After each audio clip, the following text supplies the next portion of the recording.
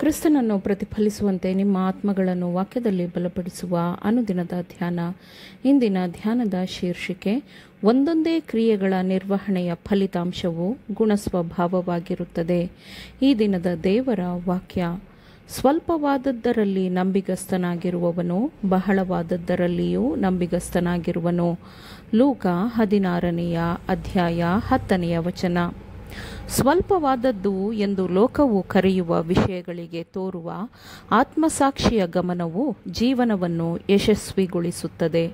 ಸಣ್ಣದಾಗಿ ದಾನ ಮಾಡುವ ಕಾರ್ಯಗಳು, ಸಣ್ಣ ಸಣ್ಣ ಸ್ವಾರ್ಥ ನಿರಾಕರಣೆಯ ಕಾರ್ಯಗಳು, ಸಹಾಯದ ಸರಳ ಮಾತುಗಳನ್ನು ಆಡುವುದು, ಸಣ್ಣ ಪಾಪಗಳ ವಿರುದ್ಧ ಎಚ್ಚರವಾಗಿರುವುದು, ಇವೆಲ್ಲವೂ ಕ್ರೈಸ್ತತ್ವವಾಗಿದೆ, ಕ್ರೈಸ್ತ ಧರ್ಮವಾಗಿದೆ.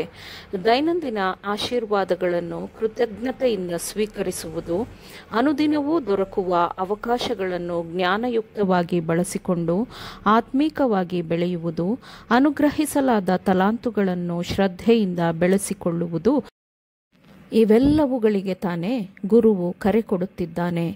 ಸಣ್ಣ ಕರ್ತವ್ಯಗಳನ್ನು ನಿಷ್ಠೆಯಿಂದ ನಿರ್ವಹಿಸುವವನು ದೊಡ್ಡ ಜವಾಬ್ದಾರಿಗಳಿಗೆ ಬೇಕಾದ ಅಗತ್ಯತೆಗಳನ್ನು ಪೂರೈಸಲು ಸಿದ್ಧನಿರುತ್ತಾನೆ.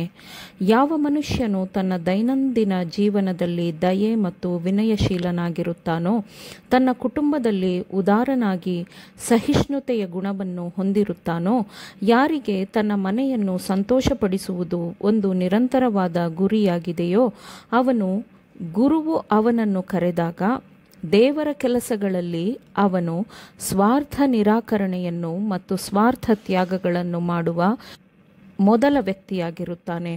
ನಾವು ನಮ್ಮ ಆಸ್ತಿ ಅಂತಸ್ತುಗಳನ್ನು ದೇವರ ಕೆಲಸದ ಸಲುವಾಗಿ ಕೊಡಲು ಸಿದ್ಧರಿರಬಹುದು, ಆದರೆ ನಾವು ಅವನಿಗೆ ಪ್ರೀತಿ ಮತ್ತು ಕೃತಜ್ಞತೆಯನ್ನು ತೋರದ ಹೊರತು ಆಸ್ತಿ ಅಂತಸ್ತುಗಳನ್ನು ಕೊಡುವುದು ಲೆಕ್ಕಕ್ಕೆ ಬರುವುದಿಲ್ಲ.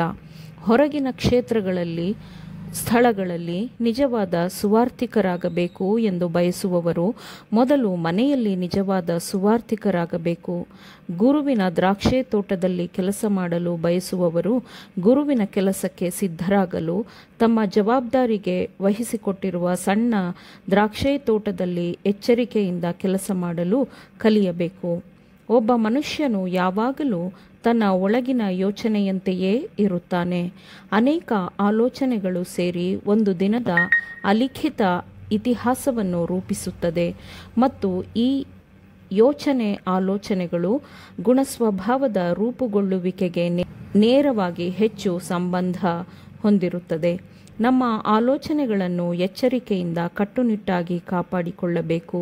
ಯಾಕೆಂದರೆ ಒಂದು ಅಶುದ್ಧವಾದ ಆಲೋಚನೆಯು ಆತ್ಮದ ಮೇಲೆ ಆಳವಾದ ಪ್ರಭಾವವನ್ನು ಬೀರುತ್ತದೆ. ದುಷ್ಟ ಆಲೋಚನೆಯು ಮನಸ್ಸಿನ ಮೇಲೆ ಕೆಟ್ಟ ಪ್ರಭಾವ ಬೀರುತ್ತದೆ.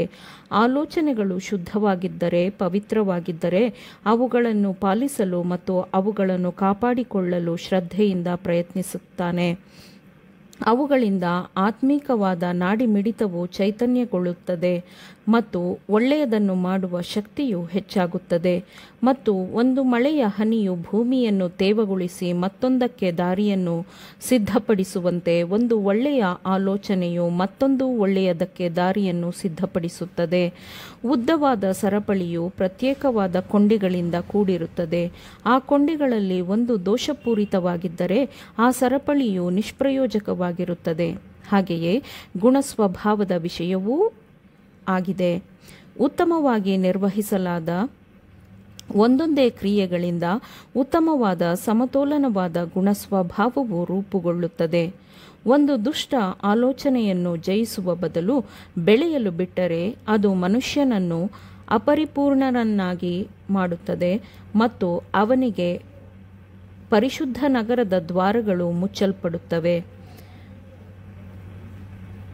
ಪರಲೋಕವನ್ನು ಪ್ರವೇಶಿಸುವವನು ಯಾವುದೇ ದೋಷ, ಕಲೆ ಅಥವಾ ಸುಕ್ಕುಗಳಿಲ್ಲದ ಗುಣಸ್ವಭಾವವನ್ನು ಹೊಂದಿರಬೇಕು. ಪರಲೋಕಕ್ಕೆ ಅಶುದ್ಧವಾದ ಯಾವುದೂ ಪ್ರವೇಶಿಸಲು ಸಾಧ್ಯವಿಲ್ಲ. ವಿಮೋಚನೆಗೊಂಡ ಸಮಸ್ತ ಸೈನ್ಯದಲ್ಲಿ ಒಂದೇ ಒಂದು ದೋಷವೂ ಕಂಡುಬರುವುದಿಲ್ಲ. ದೇವರ ಕೆಲಸದ ಪ್ರತಿಯೊಂದು ಭಾಗದಲ್ಲಿಯೂ ಅದು ಎಷ್ಟು ಸಣ್ಣದಾಗಿದ್ದರೂ ಅದು ಪರಿಪೂರ್ಣವಾಗಿರುವುದರಿಂದ ಒಟ್ಟಾರೆಯಾಗಿ ದೇವರ ಕೆಲಸವು ಪರಿಪೂರ್ಣವಾಗಿರುತ್ತದೆ. ದೇವರು ಇಡೀ ಲೋಕವನ್ನು ಸೃಷ್ಟಿಸುವಲ್ಲಿ ಎಷ್ಟು ಕಾಳಜಿಯನ್ನು ವಹಿಸಿದ್ದಾನೋ ಅಷ್ಟೇ ಕಾಳಜಿಯನ್ನು ಒಂದು ಹುಲ್ಲುಕಡ್ಡಿಯ ಸೃಷ್ಟಿಯಲ್ಲೂ ವಹಿಸುತ್ತಾನೆ.